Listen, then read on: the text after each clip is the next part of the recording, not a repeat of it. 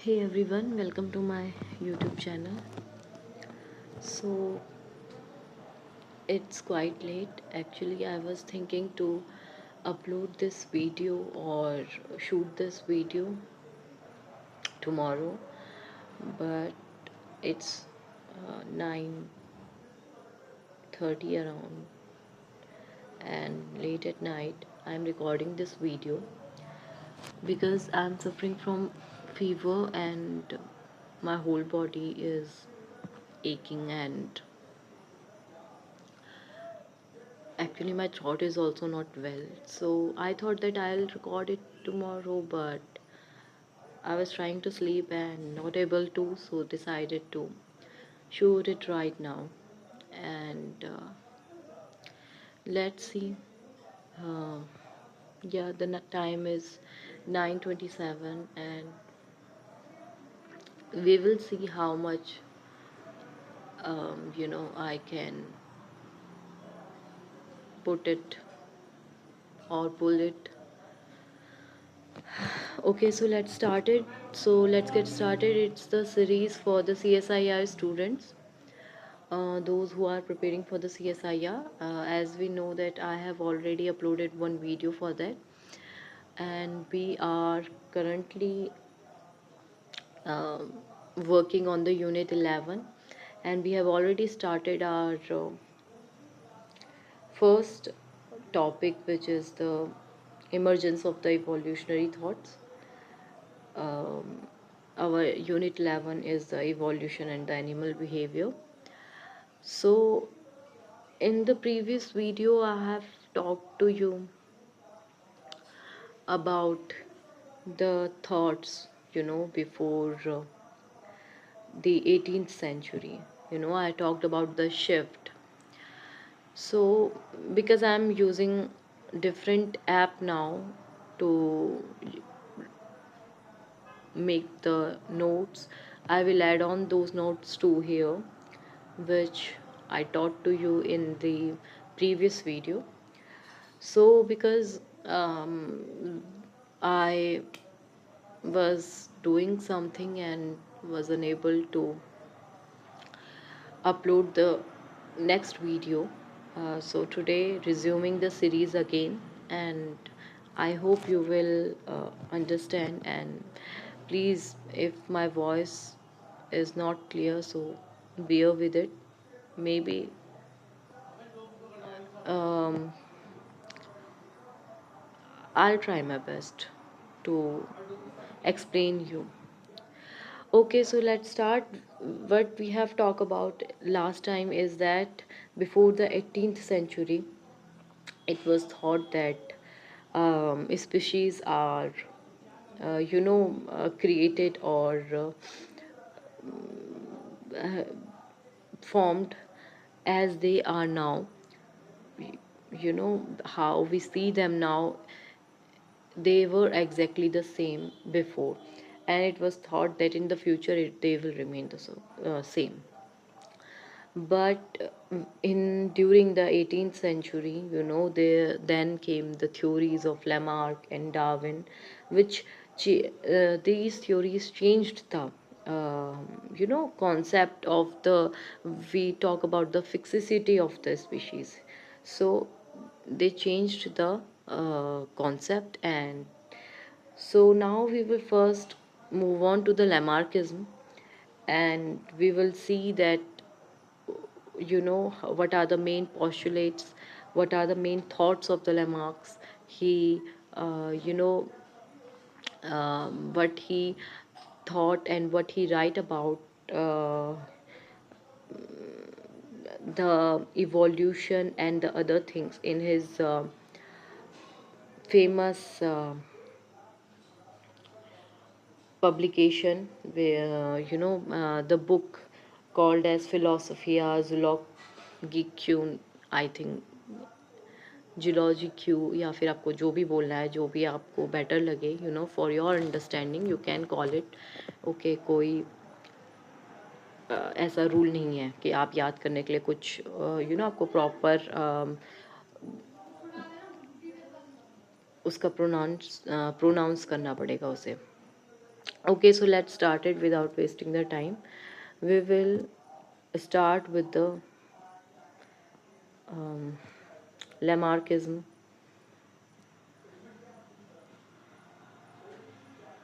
Lamarckism.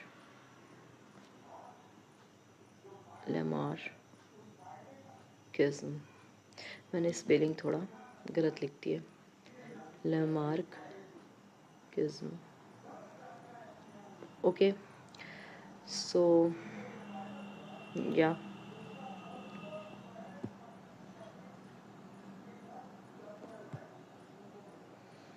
They will first find the center of the page, then we will put it there.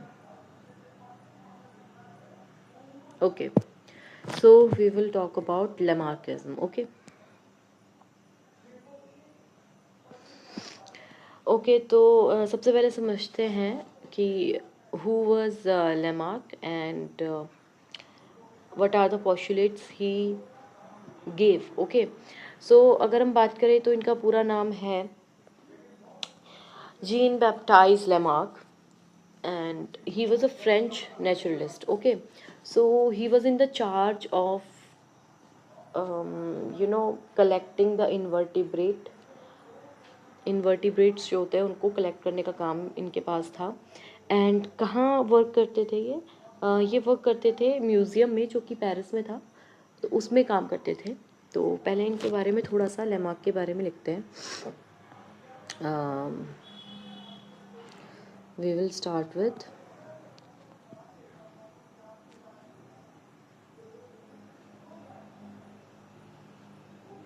Lamarck.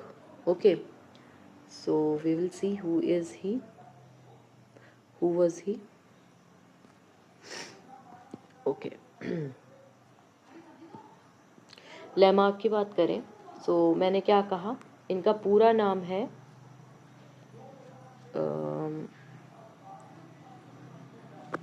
इसको थोड़ा zoom in कर लेते हैं. Gene, ये थोड़ा सा हम इसको स्लीक कर लेते हैं, दिस मच. ओके, सो हम क्या बात कर रहे थे, gene baptise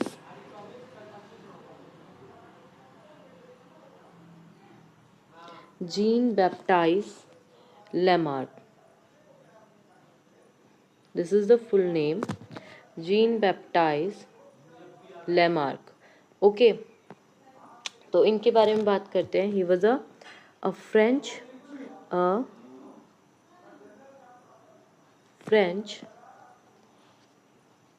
naturalist.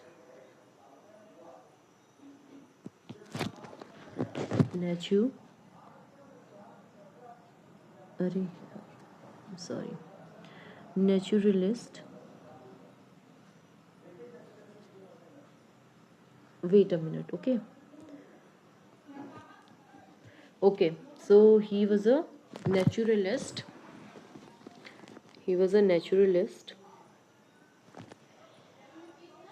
In charge of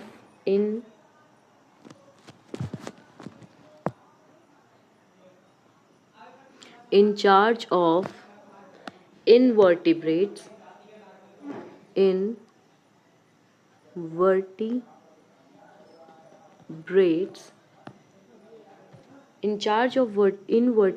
collection.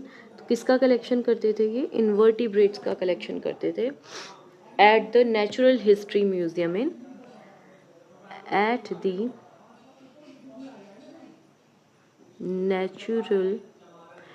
the Natural History Museum in Paris.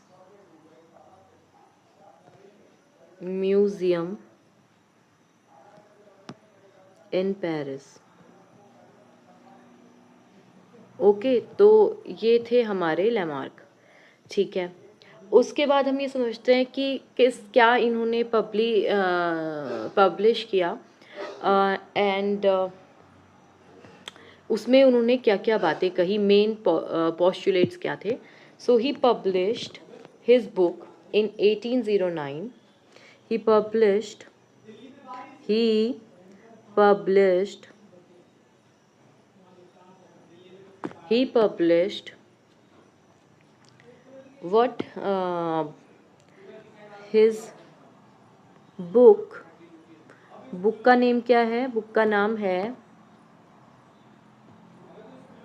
he published his book philosophy philosophy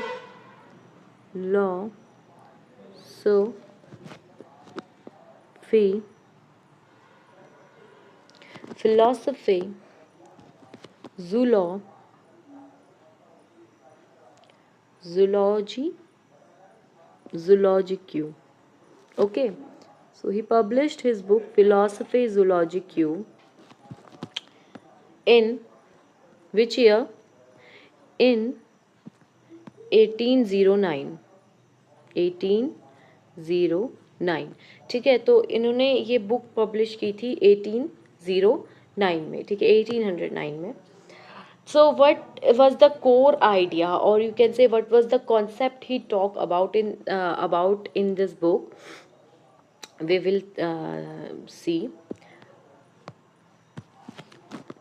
तो हम कहेंगे कि लेमार्क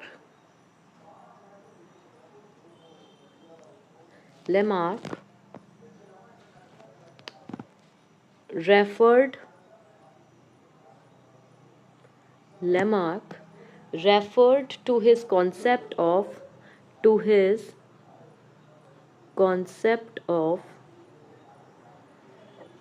मैंने वीडियो शुरू की थी, हाँ। Lamarck published his concept of evolutionary change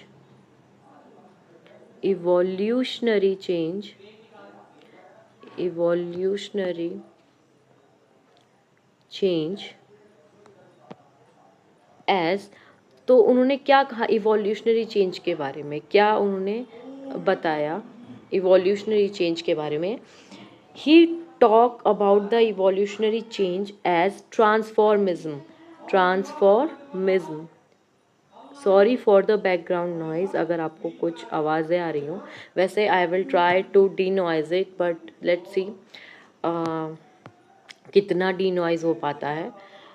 so we were saying कि हाँ, तो उन्होंने ट्रांसफॉर्मिज्म के बारे में बात की। ट्रांसफॉर्मिज्म के बारे में क्या पोस्टुलेट्स उन्होंने दिए, क्या इस ट्रांसफॉर्मिज्म के बारे में उन्होंने बताया, अब हम ये देखते हैं, ठीक है। सो उन्होंने कुछ postulates दिए, और we will see now the main postulates given by him in this particular in his particular book.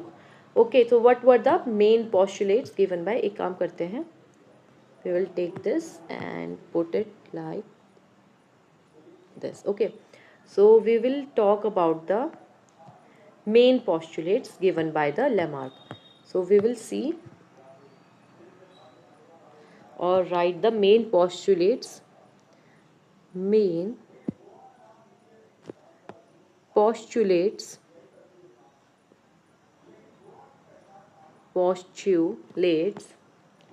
of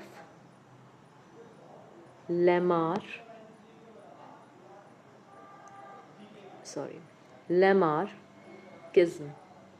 ठीक है, what were the main postulates of Lamarckism? We will talk about this now. ठीक है, okay. सो अब हम देखेंगे कि क्या क्या मेन पोस्टुलेट्स थे। सबसे पहले जो लेमार्क ने बात की वो की इंटरनल वाइटल फोर्स के बारे में। What is the internal vital force? अगर मैं सिंपल आपको एक लैंग्वेज में बताऊं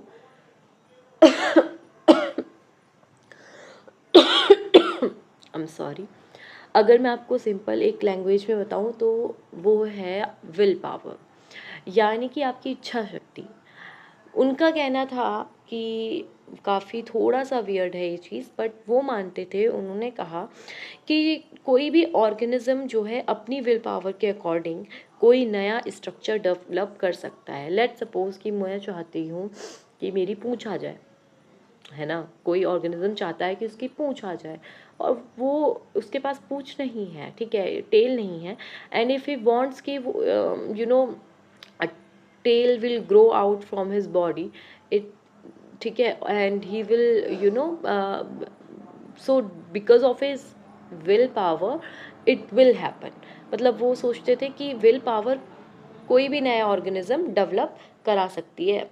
सो पहला पोस्टुलेट जो जिसके बारे में बात हुई वो था इंटरनल वाइटल फोर्स. सबसे पहला क्या था? इंटरनल वाइटल फोर्स, जिसके बारे में हम बात कर रहे हैं. ठीक है. सो व्हाट ही सेड, इसको हम सिंपल लैंग्वेज में लिखते हैं.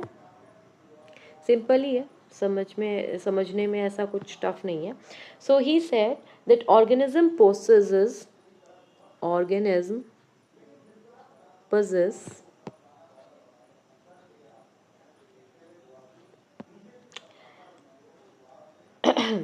इंटरनल वाइटल फोर्स, कि ऑर्गेनिज्म के पास क्या होता है?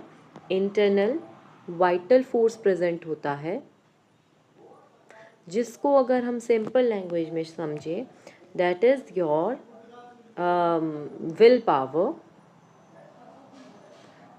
पावर. सो उन्होंने कहा कि ये जो विल पावर है, because of this allowing them, this willpower allow them for what? Allowing them to voluntarily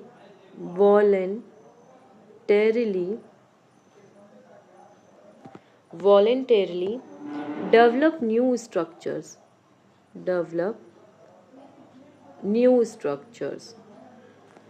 ठीक है, कि वो वॉलेंट्रीली, मतलब अपनी इच्छा के अनुसार, है ना. वॉलेंट्री और इनवॉलेंट्री पढ़ते हैं ना. वॉलेंट्री जिस पे हमारा कंट्रोल होता है, जिन चीज़ों पे, वो होता है आपका वॉलेंट्री. ठीक है. तो वॉलेंट्री का मतलब समझिए जिस पे हमारा कंट्रोल हो, तो वो होता है वॉलेंट्री. तो वो वॉलेंटरीली नए स्ट्रक्चर्स या फिर वो नए ऑर्गन्स को डेवलप कर सकते हैं. तो दिस वॉज द स्ट्रक्चर्स या फिर और ऑर्गन्स. ठीक है. ठीक, अब हम समझते हैं next postulate. I think first postulate में इतनी कोई दिक्कत है भी नहीं. It's very easy to understand this one. Okay, now we will see the second postulate. Second postulate क्या था? Environment fluctuations and new needs. यानी कि इन्वायरमेंट हमें पता है कि हम एक जैसा नहीं रहता है ना. आपका जो हमारा जो वातावरण है वो चेंज होता रहता है, इन्वायरमेंट चेंज होता रहता है. तो जब इन्वायरमेंट फ्लक्चुएट करता है और इन्वायरमेंट फ्लक्चुएशन की वजह से जो नई हमारी नीड उत्पन्न होती है, नई ज़रूरत उत्पन्न होती है, उसके अकॉर्डिंग ही जो है एक ऑर्गेनिज्म जो है नया ऑर्गन या फिर कोई भी एक अपेंडेज जो है अपने इंटरनल वाइटल फोर्स की वजह से डेवलप कर पाता है. सो इसको हम लिखते हैं व्हाट इट इज़. हमने क्या कहा? Environmental. Okay, so second one क्या लिखना था? इन्वायरमेंट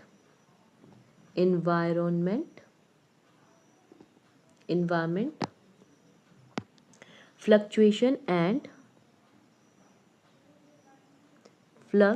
एक second, I am sorry for. Environment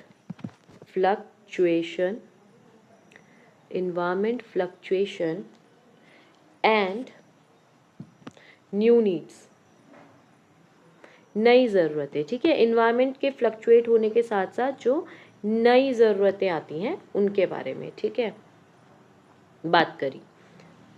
जैसे अभी समझते हैं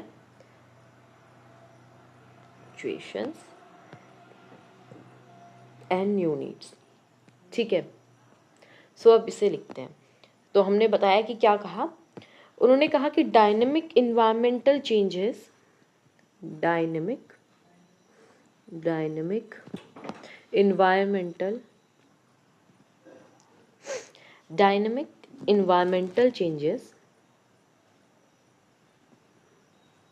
environmental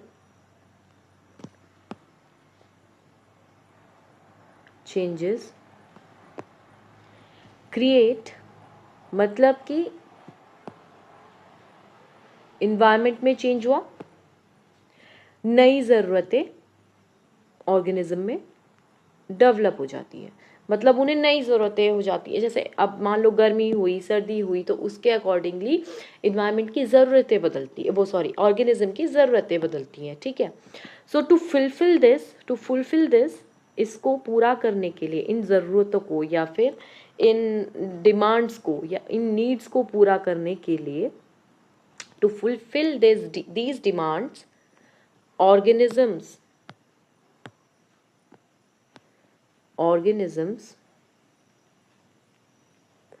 organisms क्या कर पाते हैं, वो यूज़ करते हैं इंटरनल फोर्स को, जिसके बारे में अभी हमने ऊपर पढ़ा। मतलब उनके अकॉर्डिंग, ऐसा होता नहीं है, इट वॉज रिजेक्टेड, मतलब इसको नहीं माना जाता है। तो इंटरनल फोर्स अपना यूज़ करते हैं टू ग्रो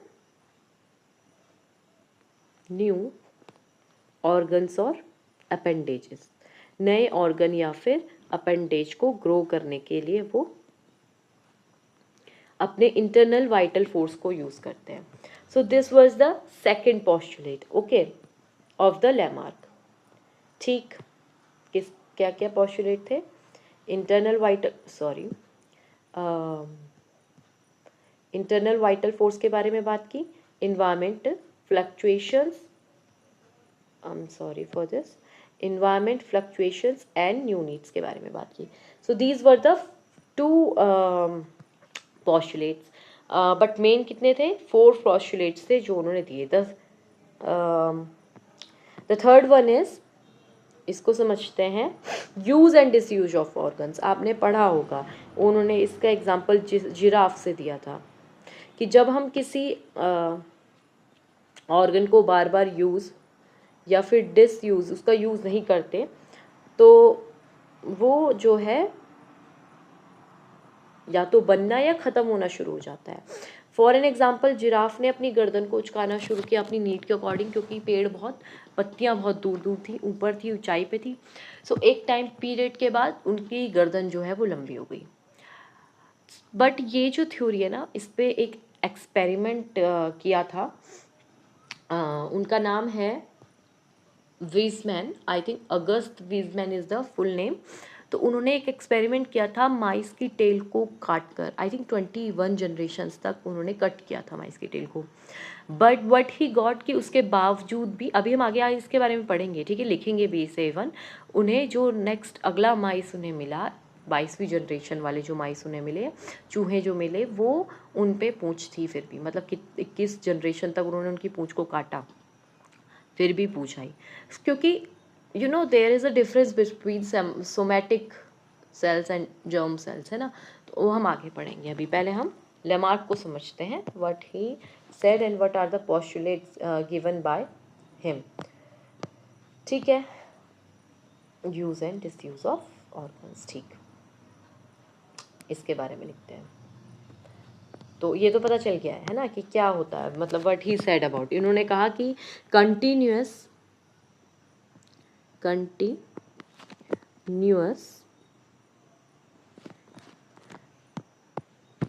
सस्टेन्ड, मतलब बार बार करते जाना, एक ही उसमें, एक ही तरह से, मतलब एक ही लय में उसी उसमें करते जाना। जैसे जिराफ अपनी गर्दन उचकाए जा रहे थे, है ना।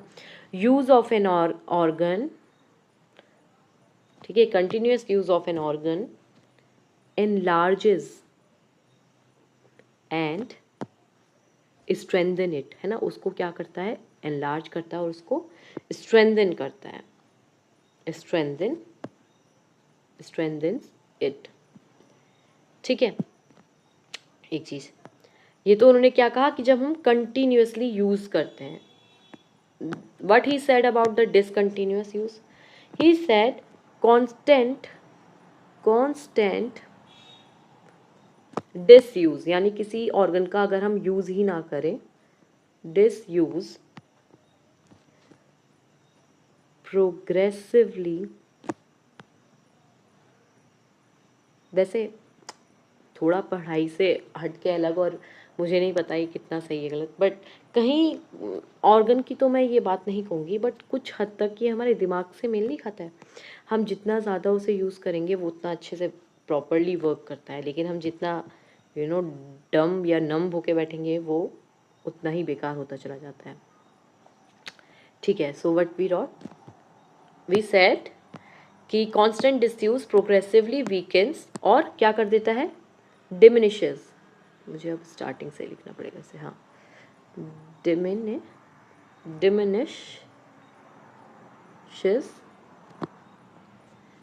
and eventually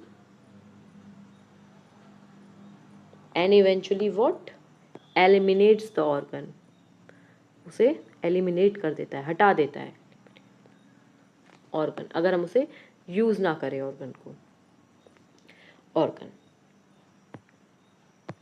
उनके अकॉर्डिंग व्हाट ही सेड कि लेट सपोज ये हमारे ऑर्गन है, ठीक है, ये हमारे मान लीजिए ऐसे वेसल्स जा रही हैं, ठीक है, हमारी नहीं, मतलब किसी ऑर्गेनिज्म की जा रही हैं, और ये एक ऑर्गन है कोई, ये ऑर्गन 1 है, ये ऑर्गन 1 है, ये ऑर्गन 2 है, ये ऑर्गन 2 है। तो वो कहते हैं कि मान लीजिए लेट सपोज हमने ऑर्गन 1 को क्या करा है, कंटिन्यूअसली यूज किया है।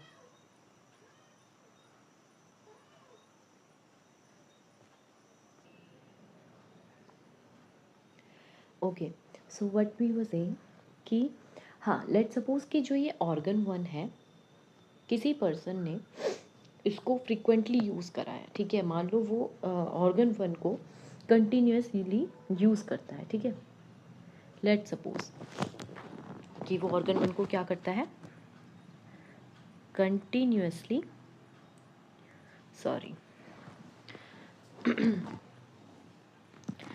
मुझे लग रहा है कि ये वीडियो थोड़ा सा बड़ा होने वाला है, बट मैं इसे पहले ही स्टॉप कर दूंगी थोड़ा सा पढ़ा के, क्योंकि मेरे अंदर हिम्मत नहीं हो रही है, बट जितना पढ़ा पाऊंगी, जितना स्ट्रेच कर पाऊंगी, वी विल सी। हाँ, तो हमने कहा कि वो ऑर्गन 1 को क्या कर रहा है, कंटिन्यूअसली यूज़ करता है, और इसका मान लो यूज़ कम है, इसको वो लीस्ट यूज़ करता है ऑर्गन 2 को, यानी या तो कह लो लीस्ट यूज़ करता है, या फिर आप कह सकते हो कि इसे यूज़ ही नहीं करता है, लीस्ट यूज़ और नॉट यूज्ड, इसको यूज़ ही नहीं करता है। So according to Lamarck what he said, कौन सा कलर लें, ऑरेंज कलर लेते हैं। According to Lamarck what he said कि जो ऑर्गन उसने यूज़ ही नहीं किया है ना, वो उस ऑर्गन में जो है आपका जो है नर्वस फ्लूइड जो है वो फ्लो नहीं करेगा, बट जो ऑर्गन उसने फ्रिक्वेंटली यूज़ किया है उसमें जो है ये मैं जो ऑरेंज कलर से दिखा रही हूँ ना, नर्वस फ्लूइड दिखा रही हूँ, तो और उस ऑर्गन में या उन ऑर्गन्स में नर्वस फ्लूइड जो है वो फ्रीक्वेंटली फ्लो करता है, और क्या करता है, इनलार्जमेंट में उसकी हेल्प करता है। So what it is your nervous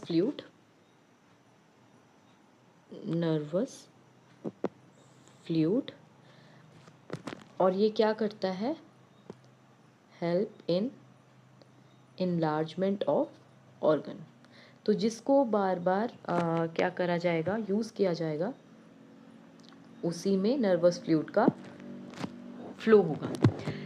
so he talked about what, nervous fluid. So what he talked about, the flow of nervous fluid. He talked about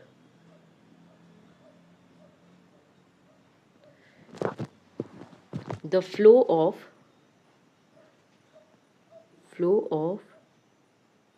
nervous fluid. किसके बारे में बात की, नर्वस फ्लूइड के flow के बारे में बात की, ठीक है। सो दिस वाज द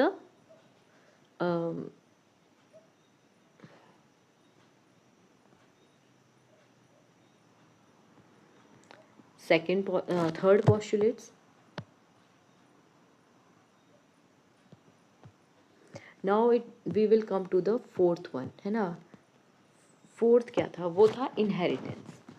उन्होंने बात की इनहेरिटेंस ऑफ एक्वायर्ड कैरेक्टर्स के बारे में. तो ये क्या है, इसको भी देखते हैं. पहले मैं इसकी हेडिंग लिख लेती हूँ. I am sorry.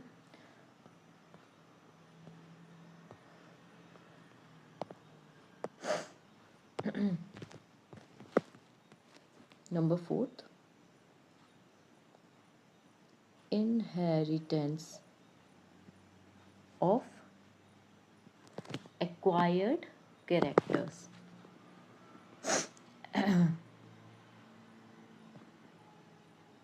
Acquired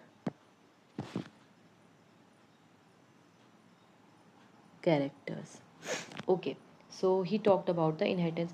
इन्हीं acquired characters को यही जो inheritance है इसको एक और नाम दिया गया, which is your soft inheritance. क्या नाम दिया? Soft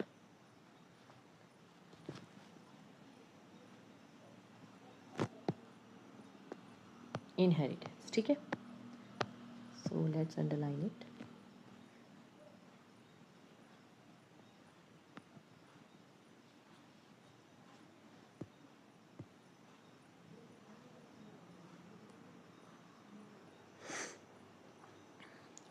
ओके, तो उन्होंने इसमें क्या कहा वो समझते हैं. लैमार्क ने कहा कि लेट सपोज कोई ऑर्गेनिज्म है और वी नो दैट कि हमारे कुछ ऐसे करेक्टर्स होते हैं जो हमारे जन्मजात होते हैं, है ना. जब हम पैदा होते हैं ड्यूरिंग आवर बर्थ वो ऑलरेडी हमारे पास होते हैं. But throughout our life कुछ ऐसे करेक्टर्स होते हैं जो हम एक्वायर करते हैं, है ना. So we know that there are some characters which we acquire during our lifetime. वो किसी भी कारण से हो सकते हैं ना, कि हमने मान लो एनवायरनमेंट के वजह से मान लो कुछ करेक्टर्स एक्वायर किए, कुछ हाँ ये वाला भी हो सकता है कि जैसे ऑर्गन का यूज़ और डिसयूज़ करके कोई करेक्टर एक्वायर किया, जैसे जिराफ ने किया. सो व्हाट ही सेड कि these characters which are acquired by the organism during his lifetime will get transmitted to the next generation.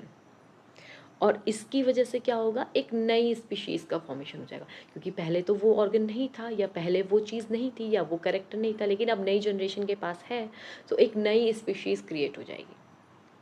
सो ये एक तरीके से रॉन्ग है. हम जो कैरेक्टर्स अपनी लाइफ टाइम में एक्वायर करते हैं वो कभी भी पास ऑन नहीं होते हैं. ठीक है, तो इसको लिखते हैं. What he said, characters acquired during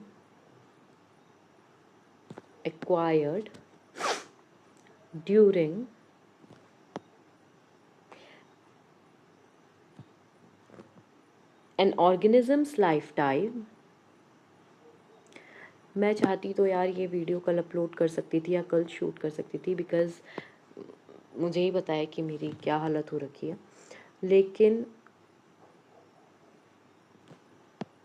as I said कि मैंने पहले ही बता दिया था कि मैं किस तरीके से पूरे वीक में वीडियो अपलोड करूँगी 2 दिन, इन Monday to Tuesday.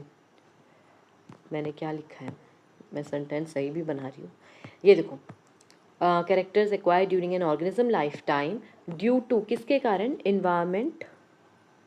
Environmental pressure के कारण, या तो यहीं पे लिख दूँ आ जाएगा, हाँ आ जाएगा, इन्वायरमेंटल प्रेशर, या फिर और क्या कारण हो सकता है,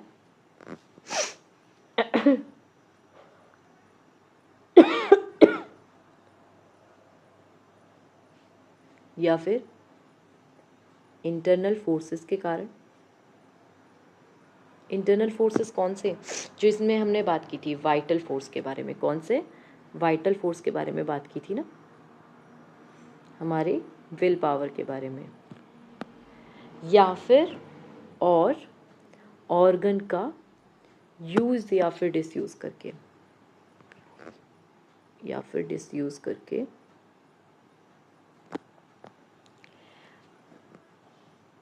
are transmitted. What he said, these characters can get transmitted to the next generation, to the next generation, to the next generation, and forming, and hence forming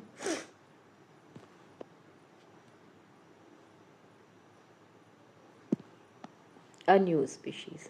हाँ, एक बात और मुझे बोलनी थी, क्योंकि इफ़ यू आर समवन जो जिसका बेसिक बिल्कुल ही बेकार है, या फिर जिसको समवन जो मेरी तरह है ना, जिसे हर चीज़ बेस से पढ़ने की आदत है, and if you are thinking कि आपकी अभी 11th-12th की एनसीईआरटी भी अभी अच्छे से क्लियर नहीं है, so you can check my playlist, which is, I have started recently of for class 12th students, and I am starting there from the evolution chapter only, ठीक है। So there is a reason why I started from that, क्योंकि मुझे पता था मैं CSIR में भी evolution ही unit पढ़ा रही हूँ, तो मुझे लगा कि काफ़ी अच्छे से लिंक कर पाएंगे बच्चे, specially those who are preparing for the CSIR net, and if they want to start from the basic, so they can also go and check out. So that's why I have started from the chapter, even though वो 6th chapter है ना NCERT में, but I have started from there only because of the especially for the CSIR students. So अगर आपको थोड़ा सा और base जानना है इवोल्यूशन का, तो आप वो चैप्टर या फिर वो वीडियो आप you can definitely go and check it out. Okay, तो हमने क्या कहा, नई स्पीशीज़ इवेंचुअली फॉर्म कर देते हैं, ठीक है। तो ये हमारे 4 पॉस्टुलेट्स हो गए, जो कि किसने दिए थे, आपके किन की बात की हमने, लेमार्क की, ठीक है। अब ये समझो कि एक डायग्राम आता है, इसको समझते हैं। ये लेमार्क और डार्विन के जो है लीनेज कॉन्सेप्ट के बारे में बात करता है, तो इसको देखते हैं। यहीं पे छोटा सा ही है, तो हम यहीं बना लेंगे, नो प्रॉब्लम। तो मैं पहले हेडिंग लिख देती हूँ, कहाँ से लिखनी है मुझे देखना पड़ेगा, यहाँ से लिखती हूँ, फ्रॉम हियर, ठीक है, ये है ना। सो यहाँ से मुझे पहले से जूम इन करना पड़ेगा, उसके बाद ही मैं नहीं कर पाऊँगी। हाँ, कर दिया, ठीक है।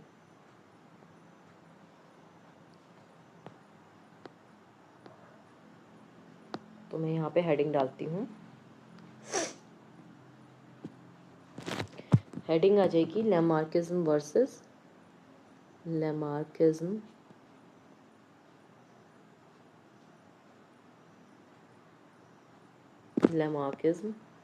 वर्सेस डार्विनिज्म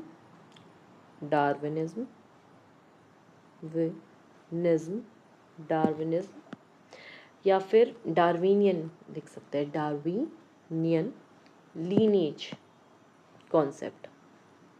समझते हैं, पहले मैं डायग्राम बना लेती हूँ, ठीक।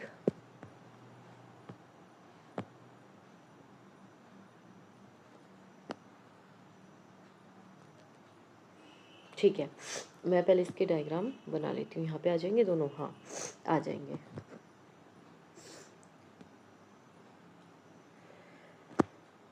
सो हाँ,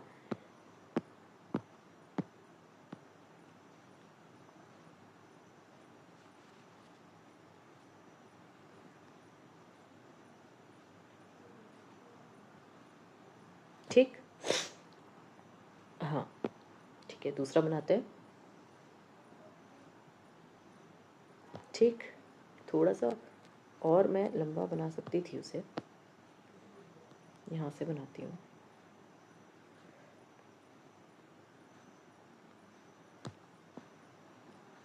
इतना। नेक्स्ट वन, ठीक, ठीक है।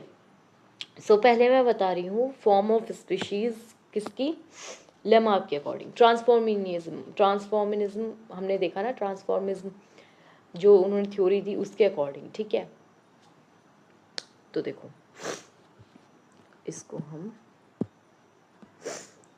इससे बनाते हैं, ठीक है। पहले मैं लेबल कर देती हूँ। लेबलिंग में आएगा टाइम के साथ साथ टाइम, यहाँ पे भी टाइम। हम क्या देख रहे हैं टाइम के साथ साथ? Form of species, form of species. यहाँ पे भी हम फॉर्म ऑफ स्पीशीज देख रहे हैं टाइम के साथ साथ। अब समझो, लेमार्क ने स्पीशीज को देखा लीनियर, अनब्रांचिंग और नॉन एक्सटिंक्ट, गोल डायरेक्टेड टुवर्ड्स परफेक्शन। सुनो ध्यान से, जो लेमार्क की जो स्पीशीज़ थी ना, या फिर लेमार्क जो स्पीशीज़ के कॉन्सेप्ट को या फॉर्म ऑफ स्पीशीज़ के कॉन्सेप्ट को देखते थे, वो इस तरह से देखते थे कि टाइम के साथ साथ जो आपकी स्पीशीज़ है ना, ये देखो वो ये है, यानी कि टाइम के साथ साथ चाहे आगे कितना भी टाइम हो जाए, स्पीशीज़ की ना तो कोई ब्रांचिंग हो रही है, ना ही जो है स्पीशीज़ एक्सटिंक्ट हो रही है, और वो गोल डायरेक्टेड है। गोल डायरेक्टेड किस तरह डायरेक्टेड है? गोल डायरेक्टेड है टुवर्ड्स परफेक्शन, परफेक्शन की ओर, यानी वो अपने अंदर परफेक्शन लाने की कोशिश करती है। That's why he talk about use and disuse, he talk about the vital forces, he talk about the nervous fluid flow chart, है ना। तो उन्होंने क्या कहा कि कुछ भी जो भी चीज़ें हो रही है, जो स्पीशी है कोई एक, वो विदाउट एनी एक्सेप्शन या कोई एक्सटिंक्शन वो नहीं बताते। वो कहते हैं कि कोई एक्सटिंक्शन जैसी चीज़ नहीं होती। देखो उनके अकॉर्डिंग स्पीशीज़ अपने आप को बेहतर बेहतर बेहतर बनाती जाती है हर एक जनरेशन के बाद, और परफेक्शन की तरफ अग्रसर होती है, यानी बढ़ती है, और विदाउट एनी ब्रांचिंग, है ना। बट देखो अगर आप यहीं पे डार्विन के स्पीशीज़ देखोगे, तो डार्विन क्या कहते हैं? ही टॉक अबाउट एक्सटिंक्शंस, कि जैसे कि लेट सपोज यहाँ से स्टार्ट हुई, समय के साथ साथ देखो इस तरीके से वो ब्रांचिंग शो करते हैं। आप देखो किस तरीके से, ठीक है, इस तरीके से वो ब्रांचिंग शो करते हैं, ये देखो, ठीक है। यहाँ देखो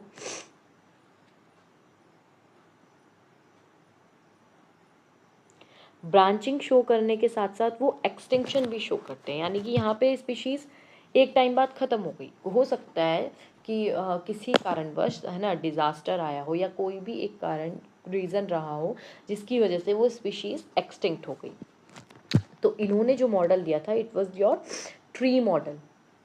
what it is your tree model. इसको हम ट्री मॉडल कहते हैं। And who gave this? Given by Darwin. ये कौन सा था? डार्विन का। एंड ये वाला था हमारा लेमार्क का, ठीक है। तो इसके बारे में थोड़ा सा हम लिख लेते हैं।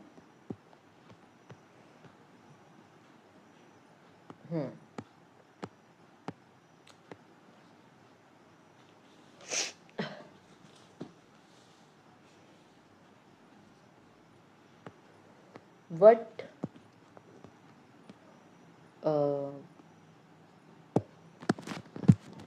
ही सेड, कौन? लेमार्क ने क्या कहा? तो according to Lamarck, according to Lamarck, अगर हम लेमार्क के अकॉर्डिंग देखें,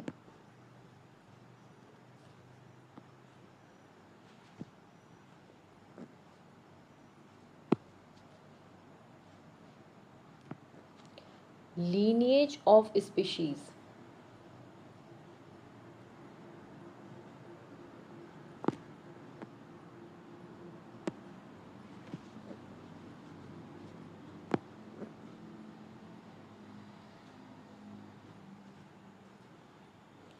is linear,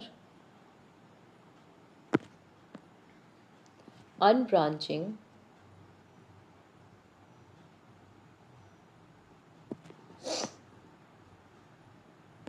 non extinct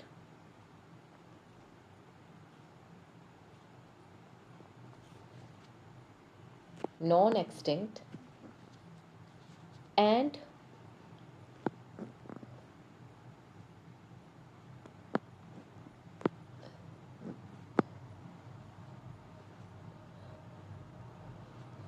that is, मतलब इसको मैं लिखती हूँ सिंपल टर्म्स में ताकि आपको समझ में आ जाए. That means that means the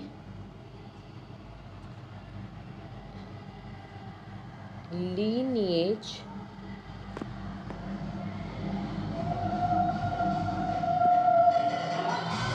did not,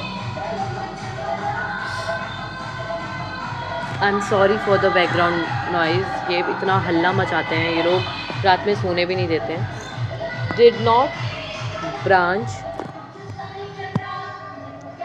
it's a proper kind of, you can say, noise pollution, you know. पूरी जो हमारी खिड़की है ना वो तक हिलती है, इवन मेरा बेड तक अभी वाइब्रेट कर रहा है. ठीक है. Did not branch and did not go to, did not go to, did not, अरे हाँ, did not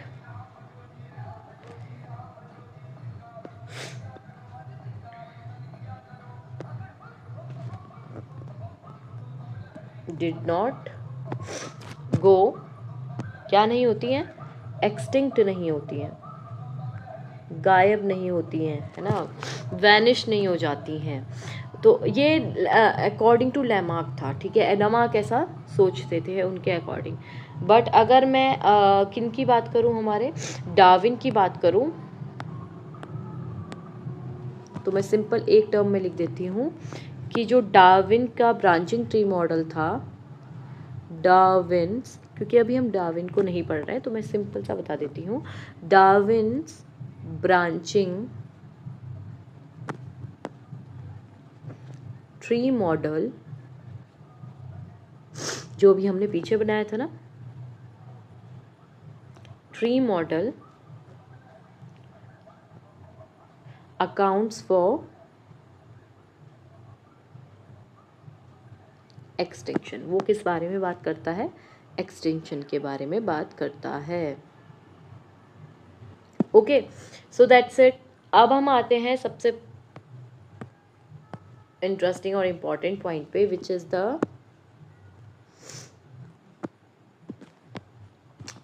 इज योर, बहुत ज़्यादा एग्जाम्पल सपोर्टिंग लैमार्किज्म, यानी कौन कौन से वो एग्जाम्पल हैं जो क्या किसको सपोर्ट करते हैं, लैमार्किज्म को. एग्जाम्पल्स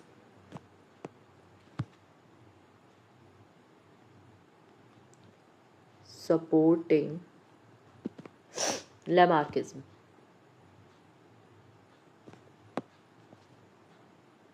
एक काम करती हूँ, आज मैं यहीं तक इसको ना रैप अप कर दूँगी. कितना टाइम हो गया, 48 मिनट्स. ठीक है, 10 मिनट में कोशिश करते हैं 1 घंटे की वीडियो में होता है कि नहीं. फिर उसके बाद जो है कल इसके आगे से, ठीक है, इतना ही करा पाऊँगी. क्रिटिसिज्म और जो कि नियो लैमार्किज्म है उसके बारे में. ठीक है. एग्जाम्पल सपोर्टिंग लैमार्किज्म, कौन कौन से वो एग्जाम्पल्स हैं. लैमार्किज्म. ठीक है. द फर्स्ट वन, एंड जिसके बारे में हम स्टार्टिंग से ही बात कर रहे हैं, विच इज़ योर, कौन सा बताओ, जिराफ वाला. पता नहीं, कभी कभी ये बोर्ड, ये सॉरी जो है टैबलेट मुझे ही डरा देता है. जिराफ. तो हम किसके बारे में बात कर रहे हैं, जिराफ की. Okay, first we will do this. Okay, ये बहुत इम्पोर्टेंट है करना. ठीक है, तो हम जिराफ के बारे में बात कर रहे थे। तो व्हाट ही सेड कि जो जिराफ के जो पूर्वज थे वो क्या थे, छोटी नेक के थे। अब जब वो छोटी नेक के थे, उन्होंने अपनी गर्दन उचकाई उचकाई, क्योंकि जो पेड़ थे, जो उनका खाना था, पत्तियां, वो क्या थी, बहुत दूर थी। तो उसके लिए उनको वहाँ तक पहुँचना था, क्योंकि पहले तो ग्रास नीचे अवेलेबल होती थी तो वो खा लेते थे उन पत्तियों को। बट फिर पेड़ बड़े हुए तो वो ऊंचे हो गए। अब उनको उचकानी पड़ी अपनी गर्दन, उचका उचका के उनका जो है गर्दन ही जो है क्या हो गई, लॉन्ग नेक, मतलब जो थी वो लंबी हो गई। और ये जो लंबे होने का ट्रेट था वो पास ऑन होता गया जनरेशन टू जनरेशन। ठीक है, इसको सिंपल लैंग्वेज में लिख लेते हैं फटाफट से। शॉर्ट नेक्ड एंसेस्टर्स, मतलब जो शॉर्ट नेक वाले एंसेस्टर्स थे जिराफ के, उन्होंने क्या करा, स्ट्रेच किया, स्ट्रेच्ड देयर नेक्स एंड किसको, फोर लिम्स को भी, of course, their necks and forelimbs किसके लिए, to reach leaves on tall trees, है ना, ऊंचे ऊंचे ऊंचे पेड़ों पर जो पत्तियां थी उनको खाने के लिए, ड्यूरिंग फूड शॉर्टेजेस, है ना, नीचे तो फूड का क्या हो गई थी, शॉर्टेज हो गई थी। तो उन्होंने अपनी गर्दन को उचकाना शुरू किया ऊपर के पेड़ों तक पहुंचने के लिए। क्या हुआ, दीज इलोंगेटेड ट्रेट्स, ये जो इलोंगेशन के जो ट्रेट्स थे ना, कैरेक्टर्स थे, ट्रेट्स थे, वो क्या हुए, पास ऑन हुए, were pass down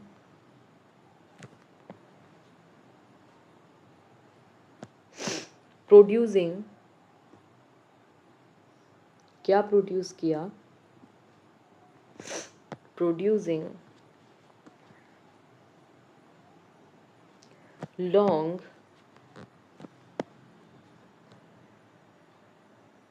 necked giraffes. ठीक है, क्या प्रोड्यूस किया, लॉन्ग नेक जिराफ को प्रोड्यूस किया। ठीक है, the second example is are, second example किसका है, ये है आपके एक्वेटिक बर्ड्स का एग्जाम्पल। अरे बाप रे, एक्वेटिक बर्ड्स, ठीक है, उनके बारे में बात करते हैं।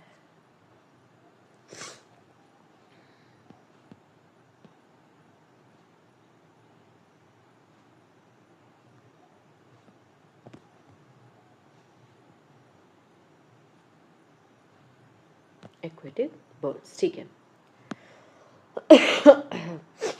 मैं जो 12th वाली सीरीज कर रही हूँ उसमें मैं ब्लैक ग्रिड का यूज़ कर रही हूँ, ब्लैक कलर का पेज है, मुझे लगता है वाइट कलर का पेज ही अच्छा लगेगा। सो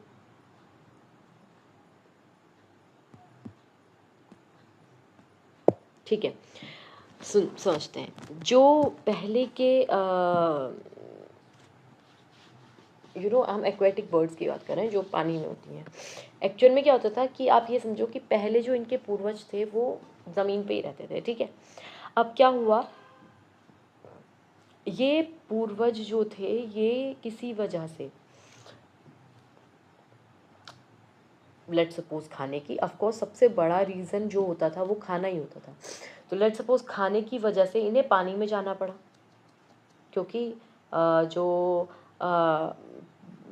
लैंड पे जो फूड था वो क्या हो रहा था, वो लिमिटेड हो रहा था, तो वो पानी में जा रहे थे। तो जो वो पानी में गए, सो पानी में तैरने के लिए उनके जो फीट हैं वो कैसे हो गए, वेब्ड हो गए, ताकि वो क्या हो सके, तैर सके, ठीक है, स्विम कर सके। एंड जो उनके विंग थे, क्योंकि वो डिसयूज़ हुआ, उनका यूज़ तो हुआ नहीं, तो इसलिए क्या हुआ, वो गायब हो गए, उनके पंख जो हैं डिसयूज़ होने की वजह से क्या हो गए, डीजनरेट हो गए, गायब नहीं, किसी आप देखते हैं बट वो उड़ नहीं पाते हैं उतना, है ना, तो वो डीजनरेटेड हो गए। तो हम लिख सकते हैं कि टेरेस्ट्रियल एंसेस्टर्स, टेरेस्ट्रियल ancestors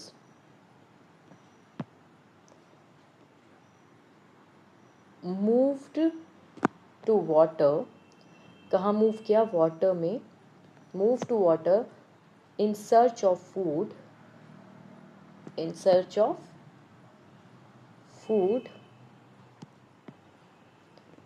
यहाँ ब्रैकेट में लिख दो, एज द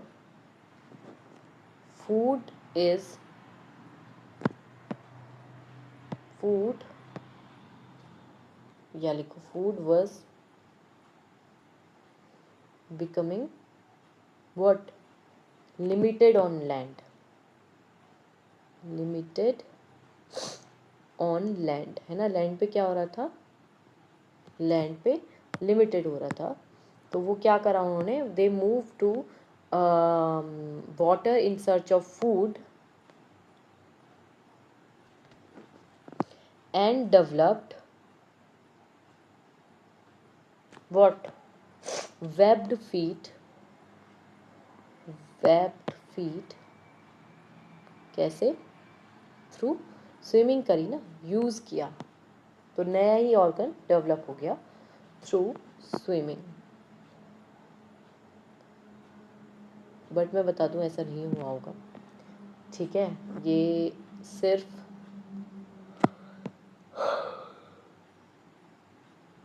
लेमा की कल्पना है। वाइल देयर विंग्स,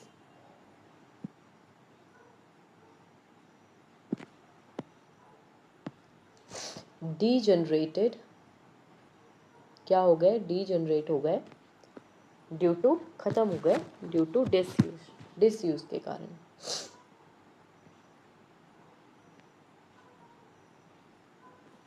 ठीक है ना, सो ये हमारा सेकेंड एग्जाम्पल आता है। अब हम बात करते हैं थर्ड एग्जाम्पल की, which is are flat fish का एग्जाम्पल है। फ्लैट फिश, अब देखो हमें पता है फिशेस कैसी होती हैं, we know that very well, पर जो,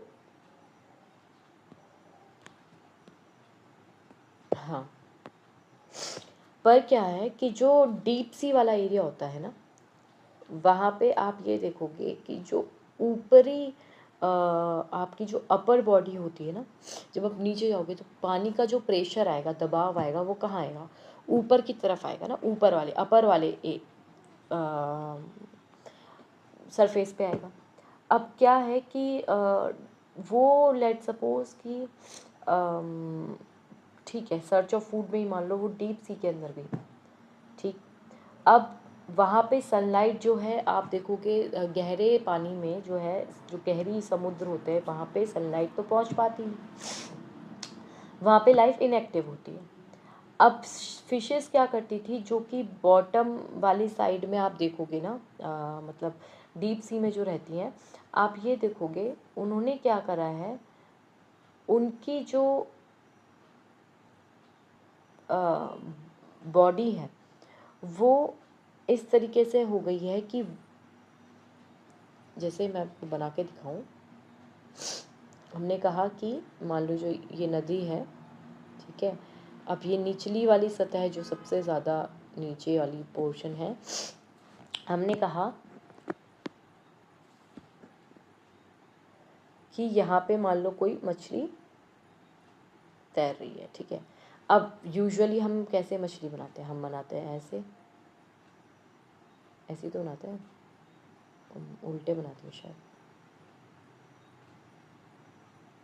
ठीक है, ऐसे कुछ, एक आँख इधर दूसरी आँख उधर होती है ना, बट क्योंकि डीप सी में, क्योंकि आप ये देखो कि यहाँ पे प्रेशर बहुत ज़्यादा लग रहा है, अब क्या होगा कि उसकी जो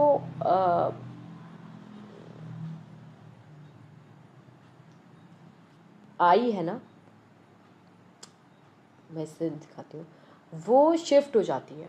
वो कैसे शिफ्ट हो जाती है, कि जो दूसरी, अब मान लो वो तैर रही है ना, तो उसकी जो दोनों आँखें हैं वो ऊपर वाली सरफेस में आ जाती हैं, दोनों ऊपर वाले सतह पे आ जाती हैं। जैसे मान लो ये उसका बॉडी का ऊपर वाला पार्ट है ना, तो आँखें जो है दोनों ही शिफ्ट होके यहाँ आ जाती हैं, ऊपरी वाले हिस्से में, नीचे वाले हिस्से में नहीं है कुछ, ऊपर वाले हिस्से में। जबकि अगर वो ऐसे तैरेगी तो दोनों साइड पे बॉडी आँखें होनी चाहिए, लेकिन वो दोनों की दोनों जो है ऊपरी सतह पे आ जाती है, एक साइड पे आ जाती है।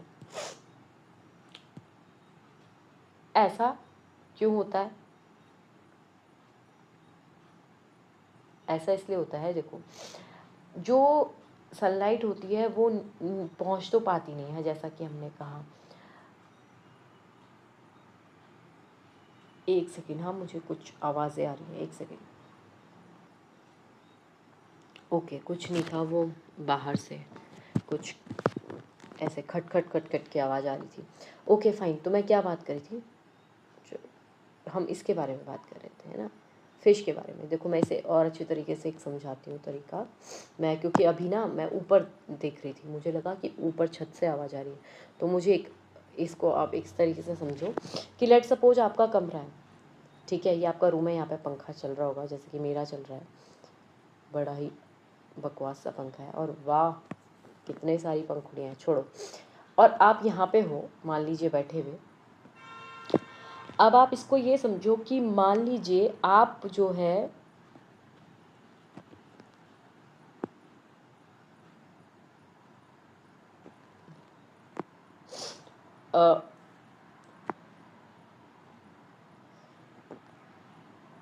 यहाँ पे प्रेजेंट हो, मैं फिश मान के चल रही हूँ, ठीक है।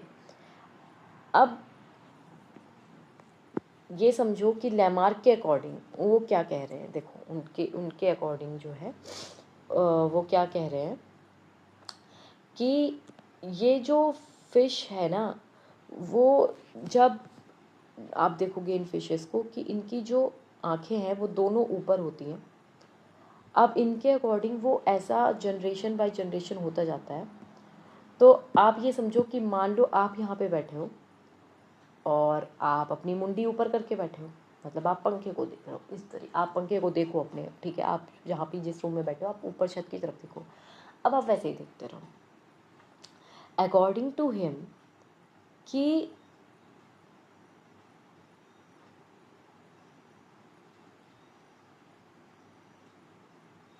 आपके जो बच्चे होंगे ना, मतलब जो आपके चिल्ड्रन होंगे, वो ऐसे ही पैदा होंगे, उनकी खोपड़ी मुंडी ऊपर ही रहेगी और वो ऊपर ही देखते रहेंगे। Is there any sense?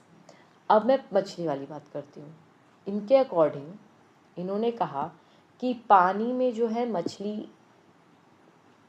क्योंकि वहाँ सनलाइट तो होती नहीं है तो वहाँ पे लाइफ बहुत कम होती है, लेकिन ये जो मछली होती है ना, आपको पता है कि मछली कैसे तैरती है। देखो मैं बात कर रही थी ना तैरने के बारे में, एक आँख इधर है, एक आँख उधर है, उधर वाले हिस्से में, ठीक है, एक आँख उधर, एक इधर।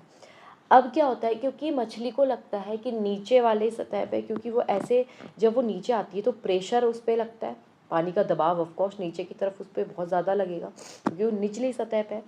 तो क्या हो जाता है कि मछली की जो बॉडी है ना वो इस तरीके से फ्लैट हो जाती है। फ्लैट फिश इसीलिए इसको कहा गया है।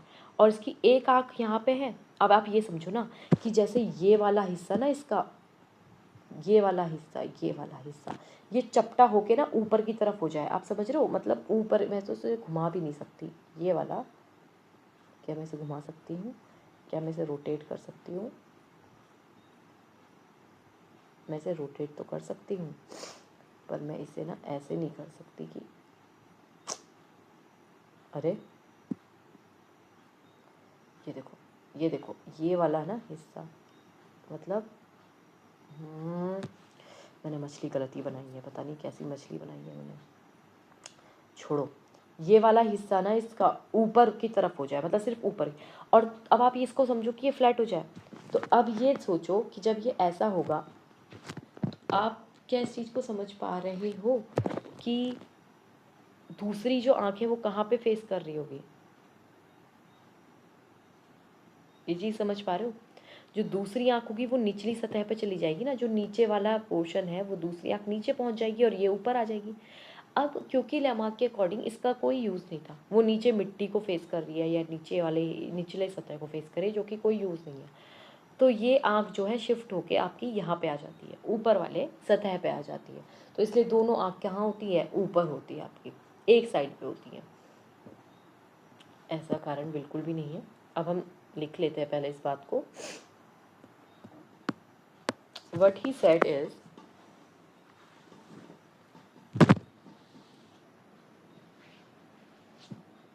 मुझे लगा कि कोई कीड़ा चल रहा है।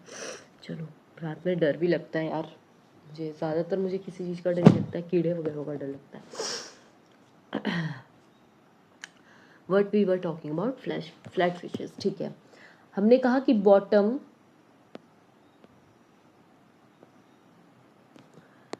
ड्वेलिंग, मैं इसको बहुत छोटे उसमें लिख के बता रही हूँ। बॉटम ड्वेलिंग, अरे यार क्या हो रहा है, bottom dwelling deep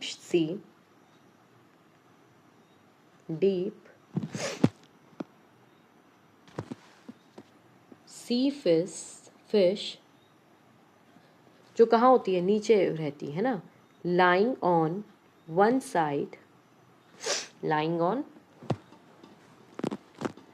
one side,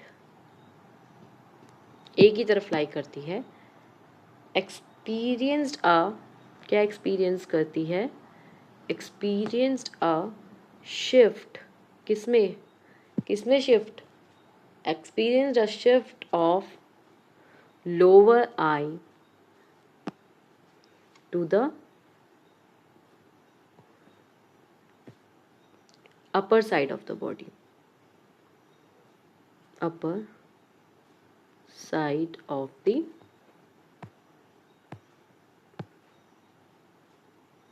body, ठीक है। नेक्स्ट एग्जाम्पल आता है हमारा वेडिंग बर्ड्स का, यानी जकाना इसका एक एग्जाम्पल है। क्या है जकाना, देखो इसको लिखते हैं, fourth is our wedding birds, wedding birds, what we say, the example is zakana, example is zakana, ठीक ठीक है।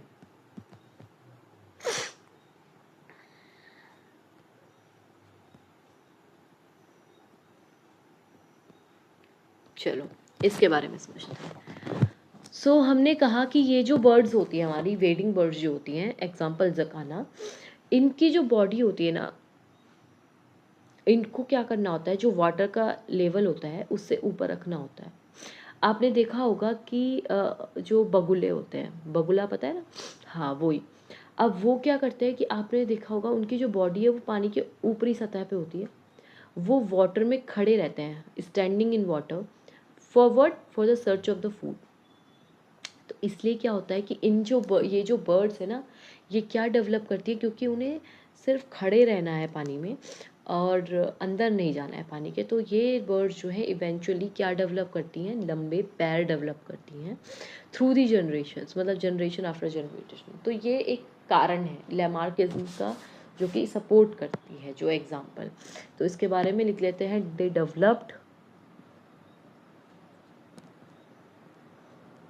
बहुत गंदी राइटिंग, बस थोड़ा सा लिखना है तो टिल्ट होना पड़ेगा मुझे, पता नहीं क्यों बिना विदाउट टिल्टेड ये पेन ढंग से चलते ही नहीं है। Developed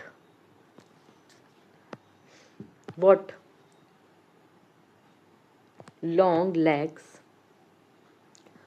over generations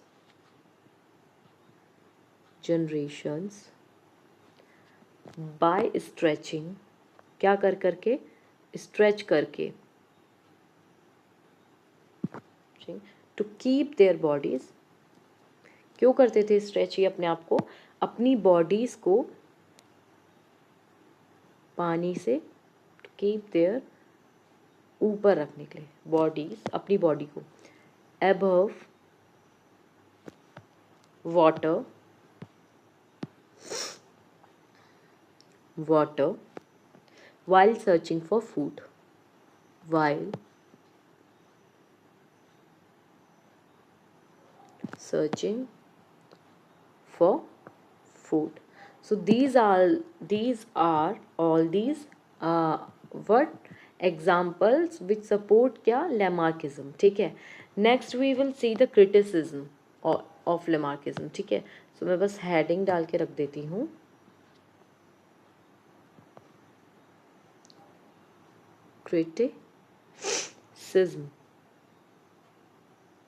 Criticisms of Lamarckism.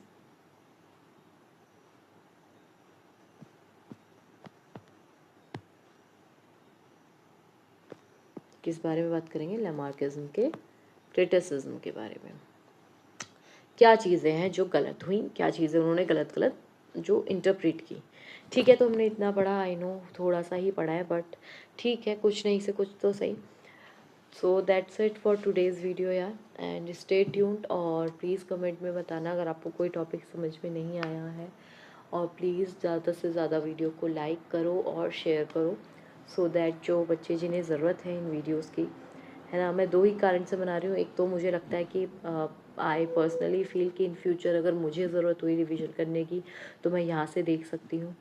And the second reason is कि मुझे लगता है कि मेरे पास रिसोर्सेज हैं, और उन रिसोर्सेज से अगर किसी ऐसे व्यक्ति की या ऐसे बच्चे की मदद हो जाती है जिसके पास रिसोर्स नहीं है, सो इट्स मोर गुड, है ना.